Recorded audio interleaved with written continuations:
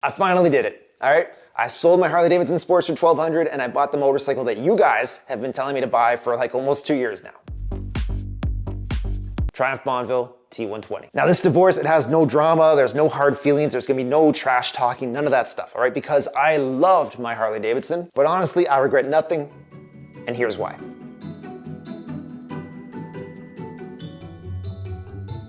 So I will get into what my Triumph Bonneville 1200cc is like in a little bit, but first I just want to get you guys up to speed in case you're new on what the situation was with my Sportster so you can understand where I'm coming from, and then we can compare these two bikes head to head, the pros and cons of each one. So first, my Sportster.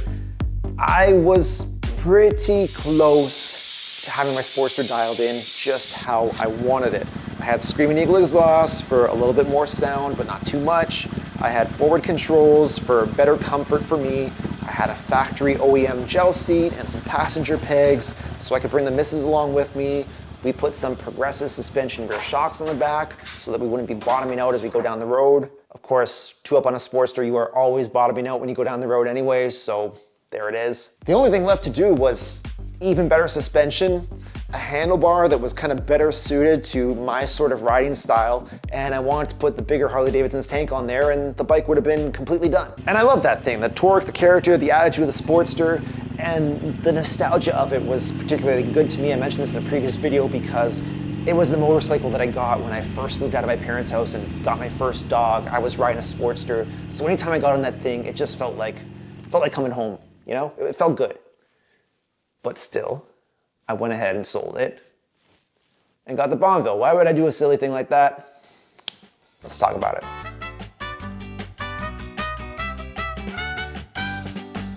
This might be a controversial opinion, so feel free, drop me a comment, let me know if you agree with me or not. It's gonna probably ruffle some feathers, but here it is.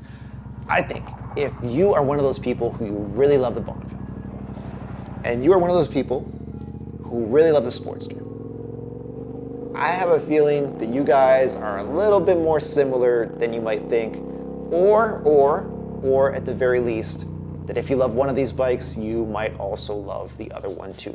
Here's why. The first Sportster came out 1957. The first Bonneville came out 1959. Both motorcycles are basically modern interpretations of their 1970s grandfathers. Both are roughly 1200 cc's, both make roughly 70 something foot-pounds of torque. Both are absolutely beautiful in my eyes, and both have upright ergonomics, and both are made in their manufacturer's respective home countries of the UK or the USA. Both have excellent fit and finish, and both cater to people who want power for ripping through their cities or back roads, paired with that kind of 1970s retro vintage touch. So obviously the question is, which one's better? We are gonna score this like it is a boxing match. That's how we're gonna do our comparison of pros and cons. So each round, we're gonna award a winner for that round. Winner gets 1 point. Here we go. The Sportster 1200's power delivery can feel like almost violent from a stop when you get on the throttle. It's fun down low in the rev range, it's raw, it's unrefined, and it's addictive.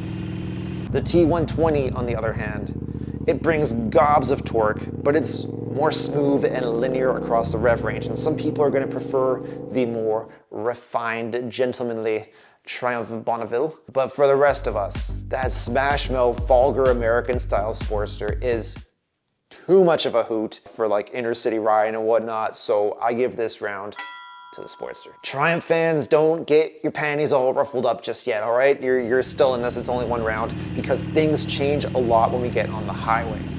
Being naked motorcycles, neither are particularly great on the highway, but the T120 has about 20 horsepower more than the Sportster 1200 does. And you will also notice that the T120 comes with a 6th gear. And you'll definitely notice that when you're on the Sportster, it goes 1, neutral, 2, 3, 4, 5, 5, 5, 5, because there's no 6th gear, and it sucks. Neither of these bikes particularly great on the highway, but I gotta give this round Bonneville.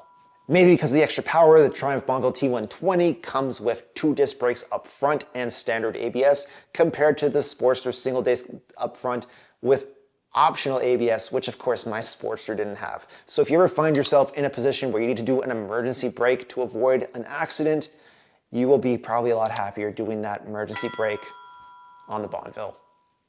T120 Triumph. Speaking of rider rates, the T120 is ride by wire. So you get ride modes, you get traction control. My Sportster had none of those things, which is great in one way because it's less stuff to break. Not so great if you ever actually need this stuff and don't have it. Now, how do we score this? Because on one hand, we don't know if it is or isn't gonna break. On the other hand, we also don't know if we are or aren't gonna need it and if it will or won't make a difference. So I'm actually gonna call this round a draw. One thing you are guaranteed to find out is that there are a lot of new and used Sportster parts out there for cheap. I was able to find some great used, genuine Harley-Davidson parts that were basically brand new, like my Screaming Eagle exhaust pipes, like my Badlander OEM gel seat. I probably paid like a quarter of the brand new retail price, just driving like 40 minutes one way and like 20 minutes the other way from my house. Great deal. Bonneville parts, on the other hand, for the T120, okay, they come into, first of all, you can't find anything listed on Marketplace for it, forget about it. But if you do, it's one of two things, okay? Either it's so expensive, you're like, I may as well just buy this, like spend 50 bucks more and buy it brand new and not have to drive for an hour, okay? Or the other option is it comes up for sale and it's gone like within a day. This round is such a cakewalk, easy win for the Harley. Now, when it comes to weight, neither motorcycle is particularly light, right? The Sportster weighs 550 pounds. Triumph people, do not laugh. Do not laugh because your bike is only 30 pounds lighter, all right? But the Sportster, here's the funny part, is that the Sportster doesn't feel heavy. The Sportster's center of gravity is real down low. Doesn't feel precise when you're riding the bike, but it does feel nimble. Bonneville feels a little bit more top heavy, even though it's lighter. I'm just gonna call this round a draw. And that brings us to suspension. I hate those slimy YouTubers. They don't wanna upset you guys. They don't wanna ruffle your feathers. They want you to like them so that you'll hit the like button, you'll subscribe to them, and you'll watch all their stuff. And they won't tell you anything's wrong with any of the motorcycles. They tell you every motorcycle is great because they just want you to think that you're their friend. I'm not like that, okay? I will gladly, you can point at any motorcycle in my garage, I will gladly tell you why it sucks, all right? The reason why both the Sportster and the Bonneville T120 suck is they both come from factory with the kind of suspension that Triumph and Harley Davidson should be embarrassed to put their names on. They come with terrible suspension. I cannot give a win to either company. Terrible shocks on both. I'm calling this round a draw too. Sorry, it sucks, it is what it is. Now, here is an absolute wild one. I know we had a couple draws, so here's one that's gonna be so far out there, there's no questioning it. Getting fired up here, okay? On insurance, I spend $600 US per year on that bike, less than what I spend per year on the Sportster. Explain that one to me. Every year I ride this bike instead of a Sportster, I save 600 bucks. What? All right. Am I taking all that money, putting it in a piggyback, saving it for a rainy day, get my next bike for free with all this money I put aside and saved? Fuck no. You guys know I'm not doing that. I'm spending all that $600 on making this bike better because it has some issues that we're gonna fix in some future videos. You hit subscribe if you wanna see that. We're gonna make this bike what it should have been. You'll see. In case you weren't paying attention, easy point, Bonneville. So far I have this fight, I think it's 6-5 for the Bonneville, but keep in mind, you're judging this with me, right? So drop me a comment, let me know if you have scored it a little bit different. I'm curious what you guys have to say. I know that this one's gonna be really subjective, right? I know that there are just some people out there, maybe you're one of them, maybe you're not. Some people out there, you guys will only ride cruisers. And I get it because for like the first 10 or 15 years of my riding, I pretty much only rode cruisers. I get it.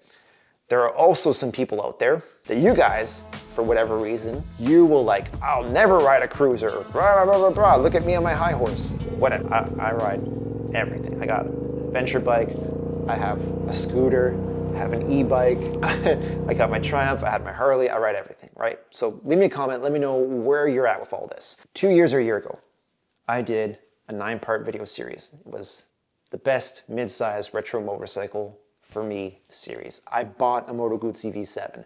I bought a Triumph Bonneville 865. I bought a Royal Enfield 650. I made 9 videos comparing them.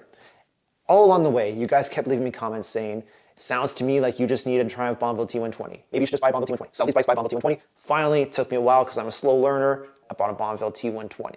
Now, you might be thinking, maybe you want to buy one too, or maybe you want to buy a Sportster 1200. What are you most likely to get a good deal on?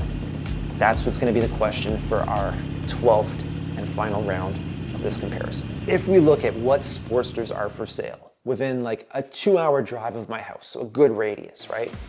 I checked. There are 18,000 Sportsters for sale within 2 hours of my house, all right? There's no shortage of them. If we check how many Bonneville T120s are for sale, 4. Okay, 4. If we check how many of them are actually for the kind of price where a sane, reasonable person might actually consider buying one,